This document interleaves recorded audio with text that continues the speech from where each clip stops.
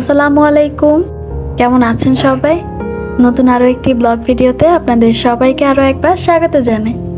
কাছে এবং দূরে, দেশ এবং দেশের বাহিরে যে যেখান থেকে আমার আজকের ভিডিওটি দেখছেন, আশা রাখছি আল্লাহর রহমতে সবাই ভালো আছেন। আমরাও আলহামদুলিল্লাহ ভালো আছি।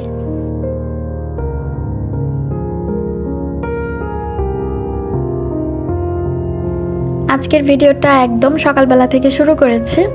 ঘুম থেকে উঠে ফজর নামাজ আদায় করেছি, তারপর খানিকটা সময় জানালার পাশেই দাঁড়িয়েছিলাম। সকালবেলা সূর্য ওঠার যে দৃশ্যটা, ওটা আসলে আমার কাছে অসাধারণ লাগে। তো আমি জানি না কার কাছে কেমন লাগে, বাট এই জিনিসটা আমার কাছে সত্যি অনেক বেশি ভালো লাগে। আর অন্যরকম একটা নিস্তব্ধতা কাজ করে। বাচ্চারা যেহেতু ঘুমিয়েছিল, তো এখনও কিন্তু ওরা ঘুম থেকে ওঠেনি। দুই ভাই বোন যে যার মতো করেই ঘুমাচ্ছে। এই পাশে ফ্লোরটা ঝাড় দিয়ে নিচ্ছে। একটা ঘরে কিন্তু কাজ কম থাকে না, তো দেখা যায় যে সারাদিন কিন্তু এটা সেটা করাই লাগে। আর ওই যে সকালে যে সময়টুকু, ওই সময়টুকু হচ্ছে আমি নিজের জন্য বরাদ্দ রাখি, নিজের মতো করে তখন ওই সময়টা কাটাই। আর বাচ্চারা যখন ঘুম থেকে উঠে যায়, তো তখন দেখা যায় যে আবার ওই সময় থেকে আমার কাজের ব্যস্ততা শুরু। এটা সেটা করাই লাগে বাচ্চাদেরকে নিয়ে।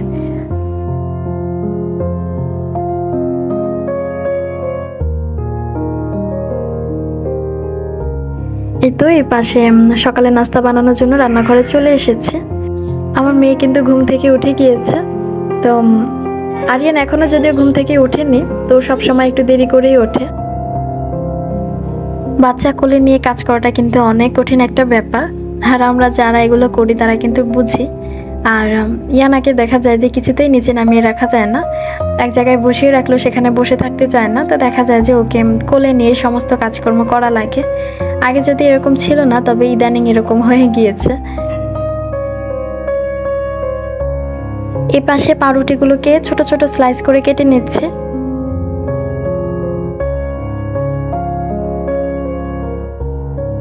কাজ করতে করতে পুরনো সে একটি কথা আপনাদেরকে আরও একবার মনে করিয়ে দিই। আমার আজকের ভিডিওর কোনো অংশ যদি আপনাদের কাছে ভালো লেগে থাকে, তো প্লিজ একটা লাইক দিয়ে যাবেন। আর আপনি যদি আমার চ্যানেলে নতুন হয়ে থাকেন, তো চাইলে আমার চ্যানেলটাকে সাবস্ক্রাইব করে পাশে থাকা বেল আইকন বাটনটাকে বাজিয়ে অল অপশন সিলেক্ট করে দিতে পারেন। আর আপনি যদি এই কাজটা অলরেডি করে থাকেন, তো আপনাকে অসংখ্য ধন্যবাদ জানাই।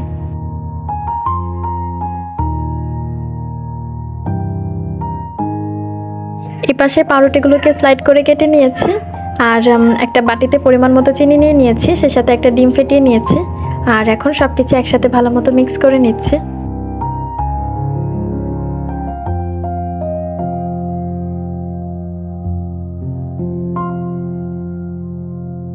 আমার রান্নাঘরটা কিন্তু অনেক ছোট, ওটা আশা করছি আপনারা জানেন। তো যার কারণে ট্রাইপড বসাতে গিয়ে তার হাত পা সব কিছুই দেখা গিয়েছে। তো তারপরে আশা রাখছি আপনারা একটু মানিয়ে নেবেন। ফ্রাই প্যানের মধ্যে হালকা করে একটু তেল দিয়ে দিয়েছে। তারপর আগে থেকে ছোট্ট করে স্লাইড করে রাখা পাউরুটিগুলোকেও দিয়ে দিয়েছে। এবার আগে থেকে মিক্স করে রাখা ডিমটাও উপর দিয়ে দিলাম।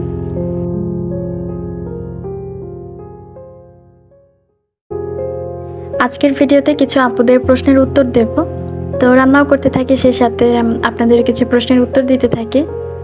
আমার এক আপু ওদিন আমাকে জিজ্ঞাসা করেছিলেন, আপু আপনি লং ভিডিও কেন আপলোড করছেন না, চ্যানেলে কোনো সমস্যা হয়েছে কি না? না আপু, চ্যানেলে হয়তো বা কোনো সমস্যা হয়নি, তবে আমি এটুকু বুঝতে পারছি ভিউর দিক দিয়ে আমার চ্যানেল অনেকটা ডাউন হয়ে গিয়েছে। তা আসলে নর্মালি আমার সংসারটা কিন্তু এখন একটু বড় হয়েছে। তো দেখা যায় যে দুইটা বাচ্চা নিয়ে আসলে ওভাবে ভিডিও করা সম্ভব হয়ে ওঠে না। আর এটা আমি বুঝি, যেহেতু আমরা কন্টেন্ট ক্রিয়েটার, এগুলো বললে হয়তো বা হবে না, রোজই আমাদের কিছু না কিছু আপলোড করতে হবে, যেহেতু এটা আমাদের একটা কাজের মধ্যেই পড়ে। তো ইনশাল্লাহ এবার থেকে চেষ্টা করব লং ভিডিও আপলোড করার জন্য। আর লং ভিডিও আপলোড করি না, এতে আমার চ্যানেলে কোনো সমস্যা হয়নি আর কি। এটা মূলত আমি নিজের কারণেই করেছি আর কি, কিছু সমস্যার কারণে আপলোড করা হয় না। তবে এবার থেকে ইনশাল্লাহ চেষ্টা করব লং ভিডিও দেওয়ার জন্য।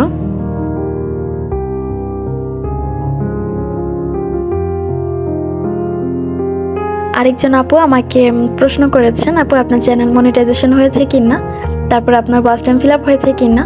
না আপু, এখনও তো চ্যানেলের মনিটাইজেশন হয়নি, 4000 ঘন্টা ওয়াচ টাইমও ফিল আপ হয়নি। আর যখন একবার 4000 ঘন্টা ওয়াচ টাইম ফিল আপ হয়েছিল তখন কিন্তু আমি ভেবেছিলাম চ্যানেলটাকে মনিটাইজেশন করাবো, কিন্তু পরে আর ওইটা হয়ে ওঠেনি, কারণ ইউটিউব আমার অনেকটা ওয়াচ টাইম কেটে নিয়ে গিয়েছিল। তারপর যখন দেখলাম আমার 3500-এর মতো ওয়াচ টাইম ফিল আপ হয়েছে, তো এরপর হঠাৎ করে হচ্ছে আমার মেয়েটা অসুস্থ হয়ে গেল। তো ওকে নিয়ে প্রায় অনেকটা সময় হাসপাতালে ভর্তি থাকা লেগেছে আর কি। তো যার কারণে প্রায় আমার 1 মাসের মতো ভিডিও দেওয়া হয়নি। তো ওখান থেকে ওই যে আমার চ্যানেল ডাউন হয়েছে, আজও অবধি ঠিক হয়নি আর কি। তো তখন থেকেই হচ্ছে আমার ওয়াচ টাইম কেটেই যাচ্ছে, কোনো মতে বাড়াতে পারছি না, তার মধ্যে তো ভিডিও দেওয়াই হচ্ছে না। তো সব কিছু মিলে আমার ওয়াচ টাইম খুবই কম। তো ওয়াচ টাইমের জন্য এখন অনেক বেশি আফসোস হচ্ছে। এরপর আরেক আপু জিজ্ঞাসা করেছেন, আপু আপনার সাবস্ক্রাইবার কেমন হয়েছে বা কী অবস্থা? তো আসলে আলহামদুলিল্লাহ সাবস্ক্রাইবার যাই আছে সেটার জন্য আলহামদুলিল্লাহ, বাট এখন ওই সাবস্ক্রাইবারগুলো আমার ধীরে ধীরে কেটে যাচ্ছে। তো আসলে সব কিছু দিয়ে হচ্ছে আমার মানে সব পথগুলো কেমন জানি ধীরে ধীরে বন্ধ হয়ে যাচ্ছে। এদিক দিয়ে ওয়াচ টাইম কেটে যাচ্ছে, সেই সাথে তো ভিডিওতে ভিউই হচ্ছে না, ভিউ একদম পুরো ডাউন হয়ে গিয়েছে। আর তার সাথে হচ্ছে আমার এখন সাবস্ক্রাইবার যাই আছে ওগুলো কেটে নিয়ে যাচ্ছে। আর আমি যদি আপনাদেরকে এক কথায় বলতে যাই তাহলে কিন্তু আমার চ্যানেলটা পুরোই ডাউন হয়ে গিয়েছে। তো এর একটাই সলিউশন আছে, তো সেটা হচ্ছে যে আমি যদি নিয়মিত ভিডিও দিতে পারি তাহলে হয়তো বা আমার চ্যানেলটা আগের পর্যায়ে কিছুটা হলেও ফিরে আসবে।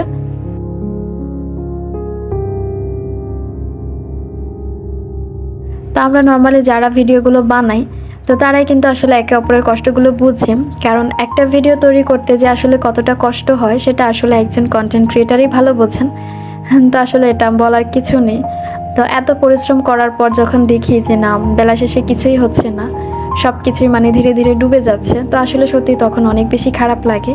আবার আমরা অনেকেই আছি যারা ভাবি ভিডিও তৈরি করতে হয়তো বা কোনো কষ্টই হয় না, শুধু মোবাইলে ক্যামেরাটা অন করে ঢটং ঢটং করে কয়েকটা ভিডিও করে ওগুলা ইউটিউবে ছেড়ে দিই, এরকম কিন্তু অনেকেই আছে।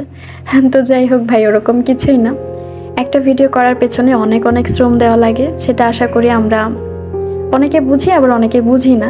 একটা ভিডিও তৈরি করা, সেটাকে এডিটিং করা, এই গরমের মধ্যেও কিন্তু দরজা জানালা ফ্যান সব কিছু বন্ধ করে দিয়ে কিন্তু আমাদের ভয়েসটা দেওয়া লাগে, যাতে করে ভয়েসটা একদম নিট অ্যান্ড ক্লিন আসে, একটু দেখতে পরিপাটি বা সুন্দর হয় এরকম কিছু।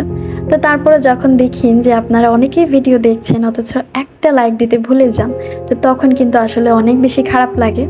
তো আসলে ভিডিও করার যে ইচ্ছা বা আগ্রহ ওটা কিন্তু তখন চলে যায়। তো তারপরে আপনাদের কাছে একটা রিকোয়েস্ট থাকবে, ভিডিও দেখার পাশাপাশি প্লিজ একটা লাইক দিয়ে যাবেন। আমার এই ছোট্ট চ্যানেলটা দাঁড় করানোর জন্য কিন্তু আমাকে অনেক পরিশ্রম করতে হচ্ছে, ইভেন এখনও করে যাচ্ছি। তো জানি না আসলে এর কতটুকু সফলতা আসবে বা কি, তবে আমি পরিশ্রম চালিয়ে যাচ্ছি, ধৈর্য এখনও ছাড়িনি, বাকিটা আল্লাহর হাতে ছেড়ে দিয়েছি। তো আশা নামক যে শব্দটা ওটা কিন্তু এখনও আমি আমার মনের মাঝেই ধরে রেখেছি, ওটা কিন্তু এখনও ছাড়িনি। তো আশা রাখছি আপনারা সবাই আমার পাশে থাকবেন, আর একে অপরের সাহায্য ছাড়া কিন্তু কখনোই সামনে এগিয়ে যাওয়া যায় না। তো আশা রাখছি আপনারা সবাই আমার পাশে থাকবেন।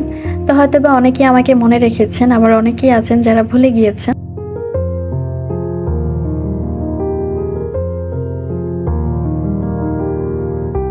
যেহেতু প্রচণ্ড পরিমাণে গরম পড়েছে, এপাশেই আনার জন্য একটু তরমুজ কেটে দিয়েছি একটা বাটিতে। তো আমি জানি সে পুরোটা খাবে না, তবে তারপরেও দিয়েছে।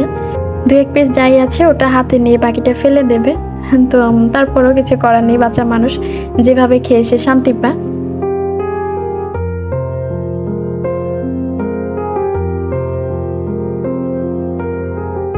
তো সবাই আমার মেয়েটার জন্য দোয়া করবেন যেন ও আরও বড় হতে পারে।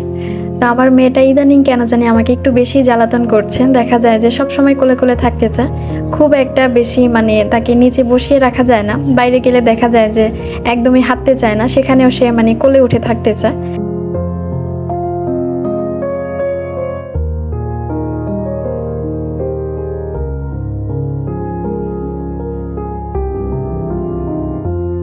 আর এই পাশে কিন্তু আরিয়ানও মাদ্রাসা থেকে চলে এসেছে, তো ওর জন্য হচ্ছে আবার আমি আলাদা করে একটু তরমুজ কেটে নিয়েছি, যদিও সে এভাবে তরমুজটা খেতে চায় না। তো নর্মালি জুস করে দিলে আবার খেতে অনেক বেশি পছন্দ করে, তো ওভাবে আমি একটু জুস করে দিচ্ছি। তো যে পরিমাণে গরম পড়েছে, তো আসলে যেভাবে খেয়ে ও শান্তি পায়।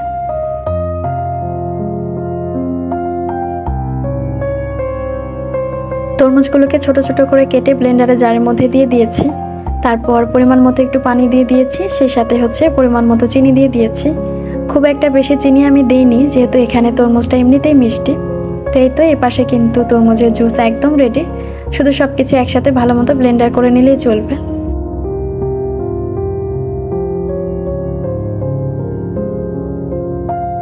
যে পরিমাণে গরম পড়েছে, তো জুস বলি আর পানি বলি, ঠান্ডা খেতে কিন্তু সবারই ভালো লাগে, ছোট বড় সবারই। তো আমার ছেলে এদিক দিয়ে আবার বায়না ধরেছে যেন আমি তাকে কয়েকটা আইস দিয়ে দিই। তো তার যেহেতু টনসিলের সমস্যা আছে, তো ওটা ভেবে আর দেইনি, নর্মালি দিয়েছি, সে ওটাই খেয়েছে। আর এই পাশে কিন্তু আমার দুপুরে রান্নাবান্নাও কমপ্লিট হয়ে গিয়েছে।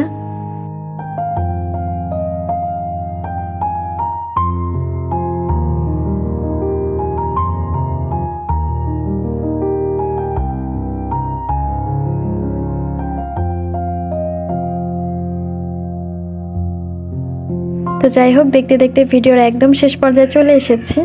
আর আজকের মতো এখানেই বিদায় নিচ্ছি। সে অবধি সবাই সুস্থ থাকবেন, ভালো থাকবেন। আল্লাহ হাফিজ।